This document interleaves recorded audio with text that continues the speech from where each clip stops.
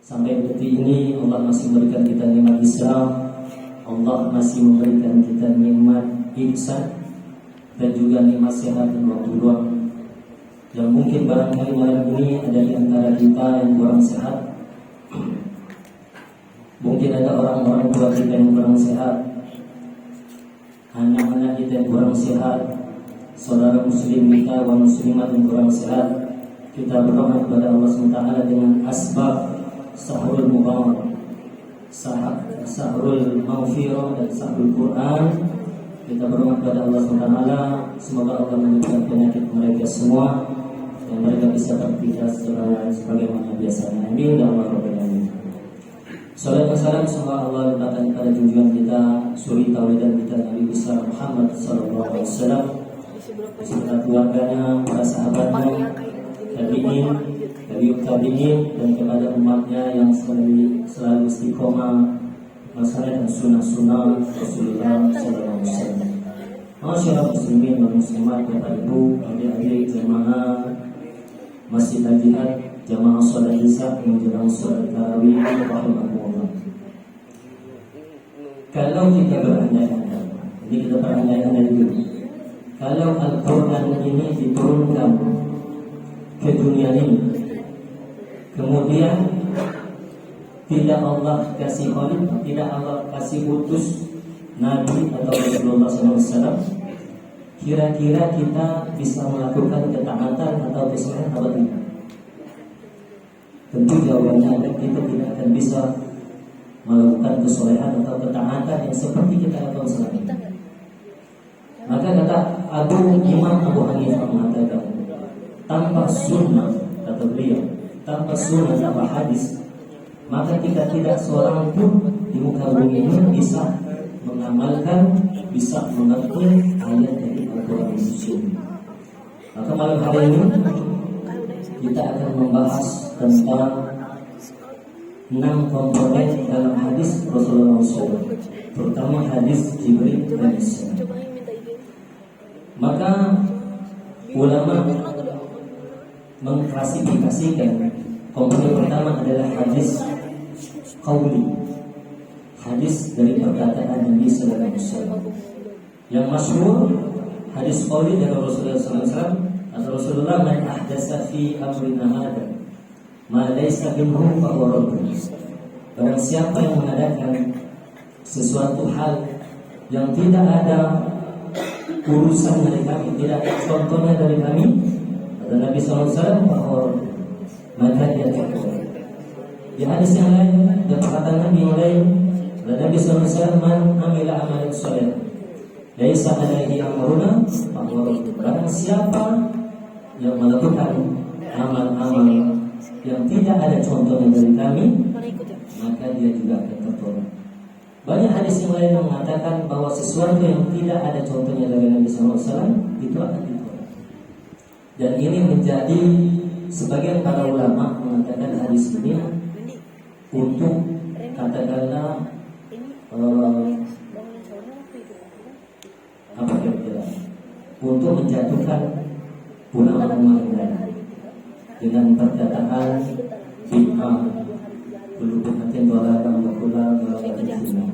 Padahal ulama-ulama yang ijtihadnya tentang hadis ini adalah ulama-ulama yang memang masyhur dan fakih terhadap ilmunya.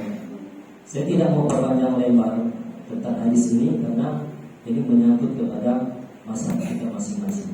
Karena ada banyak orang tersinggung dengan hadis yang saya bawakan barusan. Itu hadis qauli, perkataan dari Nabi sallallahu alaihi wasallam. Yang kedua adalah para ulama. Yakni komponen yang kedua adalah hadis fi'li, hadis perbuatan Nabi sallallahu alaihi wasallam. Al-Quran mengatakan aqimus shalah, dirikanlah salat. Maka tidak ada yang bisa menerjemahkan itu salat itu bagaimana selain Nabi sallallahu alaihi wasallam. Maka sahabat bertanya, ya Rasulullah, bagaimana salat yang benar itu? Maka kata Nabi, sallu kama ra'aitumuni usolli, lihatlah kalian melihat cara aku salat. Maka Nabi mengajarkan bagaimana takbiratul ihram, bagaimana doa SAW diajarkan oleh Nabi Sallallahu Alaihi Wasallam. Ini dikatakan sebagai hadis qauli, hadis fi'li, perbuatan Nabi Sallallahu Alaihi Wasallam. Kemudian yang ketiga adalah komponen ketiga adalah hadis takrir atau hadis takriri. Hadis takrir ini adalah persetujuan Nabi Sallallahu Alaihi Wasallam. Kalau kita baca sirah An-Nabawiyah ketika Nabi Isra Mi'raj, yakni Nabi Isra Mi'raj itu dipanggil Allah SWT untuk menerima perintah sholat. Yang lain-lain Nabi pakai surat, zakat pakai surat, kemudian infak pakai surat, kemudian apa lagi? Sholat pakai surat. Siapa yang menerima zakat itu pakai surat. Tapi khusus sholat, masa sholat, maka Nabi dipanggil ke Sidratul Muntaha menghadap Allah SWT. Diperintahkan pertama kali ada 50 waktu sholat, 50 waktu sholat. Bayangkan bolak-balik dengan Nabi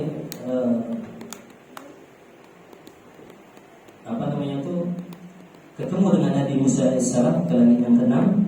Maka kata Nabi Musa AS, umat kamu, umat Nabi Muhammad SAW tidak akan bisa, tidak akan mampu untuk sholat 5 waktu. Maka nego dengan Allah SWT sampai 3 kali, akhirnya ditetapkan sebagai 5 waktu sholat, dan setara pahalanya ini 50 waktu sholat. Ini adalah hadis takrir dari Rasulullah SAW. Kenapa kita bahas Isra Mi'raj? Ternyata ketika Isra Mi'raj ini Nabi diperlihatkan kekuasaan Allah SWT. Nabi diperlihatkan bagaimana keadaan penduduk Mekah, bagaimana kematian orang-orang pemakan riba yang mereka dilindas oleh kereta-keretanya keluarga Fir'aun, bagaimana para penzina, bagaimana para pelacur, bagaimana orang-orang yang menzalim orang lain, maka diperlihatkan semua di neraka. Begitu juga Nabi diperlihatkan bagaimana keadaan surga. Dan ketika Nabi memasuki surga Allah SWT, maka terdengarlah suara sendalnya, suara terompahnya Bilal bin Rabah. Kalau saya tanya Bilal bin Rabah siapa tuan? Ada yang tahu siapa Bilal? Itu Bilal.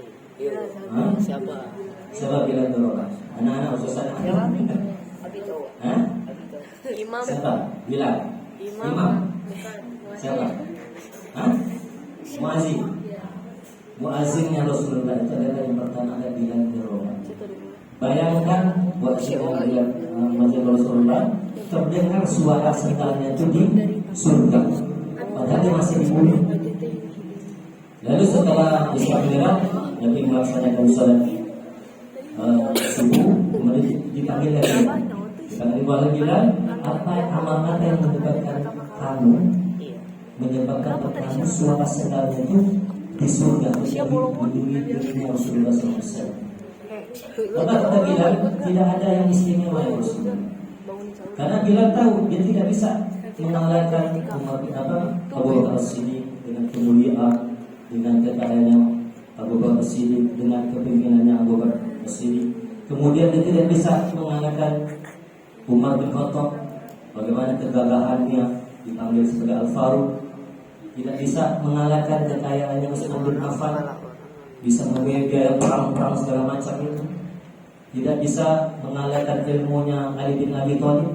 Maka kata Bilal, tidak ada yang lebih harus aku harapkan ya Rasulullah selain amal ketika aku berhadas kecil mau berhadas besar, aku mengambil wudhu, kemudian aku sholat 2 rakaat setelah wudhu. Maka ini dikatakan sebagai hadis takrir persetujuan Nabi SAW. Salah satu contoh dari hadis takrir. Kemudian hadis yang lain tentang hadis takrir ketika ada setelah sholat subuh, ada sahabat sholat setelah sholat subuh dia sholat 2 rakaat lagi. Dan Nabi tidak tahu apakah dia sholat qobliyah atau ba'diyah.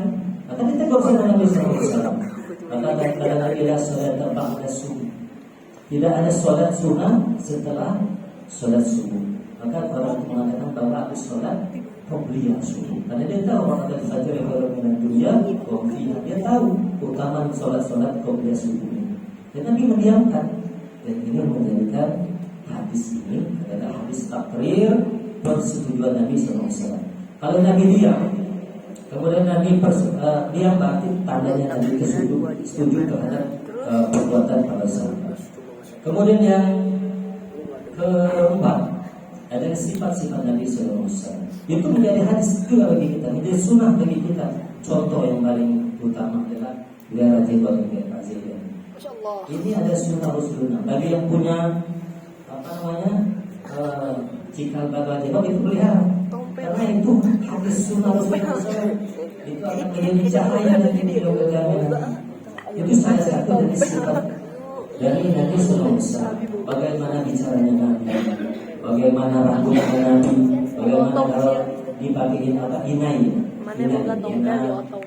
Yang paling banyak menyerupai Nabi itu sunnah-sunnah Rasulullah itu adalah Abdullah bin Umar, anaknya Umar bin Khattab. Paling banyak cara bicaranya Nabi itu ditiru semua. Periwayat hadis nomor 2 setelah Abu Hurairah. Ini yang keempat. Yang kelima adalah hadis qudsi. Hadis qudsi ini adalah perkataan perkataan Nabi sallallahu alaihi wasallam, ya. Perkataan Rasulullah SAW yang Nabi nisbahkan kepada Allah SWT.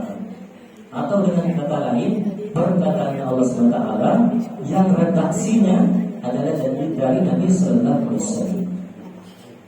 Jadi perkataan Allah tapi diterjemahkan oleh Nabi sallallahu alaihi wasallam, namanya hadis qudsi. Contoh masyhur dari hadis qudsi ini dari Anas bin Malik. Ada Anas bin Malik, ya bani Adam, ya bani Adam, innaka law ataitani bi qurabil ardi khataya summa laqitani la tusriku bi syai'a la ataituka bi qurabil maghfirah. Wahai anak Adam, kata Allah ini untuk kita semua, seandainya kalian menghadap kepadaku dengan dosa sepenuh bumi ini, kemudian kamu mati, summa laqitani la tusriku bi syai'in, tidak mensyirikkan aku dengan sesuatu yang lain, tidak menyekutukan aku dengan sesuatu yang lain, kata Allah, la ataituka bi qurabil maghfirah, maka aku akan ampuni dengan ampunan sepenuh bumi itu juga. Ini kata Allah SWT. Ada yang lain termasuk dengan amal-amal kita di bulan puasa hadis diriwayatkan oleh Abu Hurairah. Apa kata Allah SWT? Wa qala Allah Ta'ala kullu amalin min Adam. Semua amal-amal anak Adam ini, amal-amal kita ini untuk kita sendiri, salat kita untuk kita, infak untuk kita, zakat untuk kita, amal-amal soleh untuk kita. Illa shaum, kata Allah, kecuali salat, kecuali puasa. Fa innahu li, kata Allah, untuk aku puasa itu wa ana al-muslim. Maka kata Allah SWT, kita itu nanti dihukumi Allah SWT diberi pahala dari 10 kali lipat. Menjadi bil hasanat falahu asru amsaliyah, dikasih 10 kali lipat. Ada lagi Allah menjadikan kama salih habba ambatat sab'a sanabila fi kulli sumbulatin mi'atu habba, sampai 700 kali lipat bahkan lebih, kata Allah SWT. Maka kita malam 20 ini ya Pak, malam 20 ini 10 malam terakhir ini yang kita idam-idamkan dari semua hari-hari Ramadan ini, 10 malam terakhir ini. Gak usah kita melihat 21, kemudian 23, apalagi 25 malam-malam ini. 10 malam ini kita hiasi dengan baca Al-Quran, baca hadis, kemudian beramal soleh, bersolat kesertaan yang pahalanya itu 84 tahun 4 bulan lebih baik daripada 1000 bulan. Jadi kita harus berona-rona malam 10 malam terakhir. Jangan kasih kendor, ya, jangan kasih kendor. Kita harus semangat terus, walaupun yang namanya puasa memang harus kita harus kita lawan. Saya selalu memotivasi teman-teman para jamaah, ingat ketika kejadian perang Badar itu terjadi di bulan Ramadan. Bayangkan orang perang di bulan Ramadan tapi menang. Perang pertama kali yang menentukan nasib umat muslim sampai detik perang Badar di bulan Ramadan. Kemerdekaan kita juga di bulan Ramadan, 17 Agustus itu bulan Ramadan. Ini hadis kursi, banyak sekali sebenarnya contohnya. Yang terakhir hadis Jibril alaihissalam. Jadi Jibril alaihissalam ini selain tugasnya memberikan wahyu kepada Nabi dan Rasul, ternyata Jibril alaihissalam ini juga sering memberikan nasihat-nasihat, sering memberikan wasiat-wasiat kepada Nabi SAW. Ada 9 ya wasiat Jibril alaihissalam. Tapi mengingat durasi, 3 saja malam ini saya kasih. Contoh yang pertama kata Nabi SAW, sesungguhnya Jibril alaihissalam selalu menasihatkan. Masa Jibril yusini fil nisa. Kata Jibril alaihissalam, kata Nabi SAW, Jibril senantiasa menasihatku untuk selalu yusini fil nisa, untuk selalu berbuat baik kepada istri. Bukan istri-istri bapak-bapak, tapi istri. Istri-istri banyak. Ya, masa Jibril yusini fil nisa, hatta sampai-sampai aku mengira dari Nabi SAW, aku kira istri itu haram untuk dicerai. Bayangkan saking kita harus baik sama istri kita, apalagi di bulan Ramadan ini, dan lupa berobat terhadap ibu. Ya, sampai-sampai aku mengira istri itu diharamkan, haram untuk dicerai. Padahal halal. Kalau saya bilang, punya kecocokannya. Kalau kita masuk rumah, suara piring tertawa, ya kan? Suara binatang keluar semua, maka tidak ada hal yang bisa menyatukan selain nanti mediasi. Fas'alu ahla dzikri in kuntum la ta'lamun. Cari orang yang mengerti masalah-masalah ini. Kalau Bazira tidak mengerti masalah-masalah perceraian, cari orang yang mengerti. Pertama, orang-orang yang mengerti tentang perceraian, psikolog yang mengerti tentang perceraian. Itu yang pertama. Yang kedua, kata Nabi SAW, nazal Jibril yusini bismalati fil jamaah. Jibril itu senantiasa menasihatku untuk selalu sholat berjamaah. Sampai-sampai aku mengira, kata Nabi SAW, sholat sendiri itu nggak diterima. Padahal sholat sendiri diterima. Nah, dari hadis ini 4 ulama masalah. Imam yang pertama tentang menghukumi orang-orang sholat dalam masjid ini. Kata Imam Abu Hanifah, hukum orang yang sholat berjamaah di masjid ini adalah fardu ain, wajib. Jadi kalau antum tidak sholat, khususnya laki-laki balik tidak sholat di masjid, dosa. Kata Imam Abu Hanifah. Imam Malik berbeda lagi pendapatnya. Imam Malik menghukumi orang-orang yang sholat ke masjid berjamaah ini sebagai sunnah muakkadah, sunnah yang sangat mulia. Bayangkan Bapak Ibu, banyak sekali keuntungan kita kalau kita memakmurkan masjid dan sholat berjamaah. Pertama, kalau kita ambil wudhu di rumah, kita menggugurkan dosa-dosa kita dari air wudhu kita. Kemudian kita keluar rumah melalui kaki kiri, kita baca Bismillahirrahmanirrahim. Apa kata Nabi SAW? Orang yang membaca ini maka dia akan dijannah, dia akan dilindungi, dia akan berpetunjuk. Maka setan-setan ngomong ke setan yang lainnya, tidak mungkin kita bisa mengadu orang ini atau membuat orang ini karena Allah sudah memberikan dia petunjuk, memberikan dia penjagaan, memberikan dia tauhid.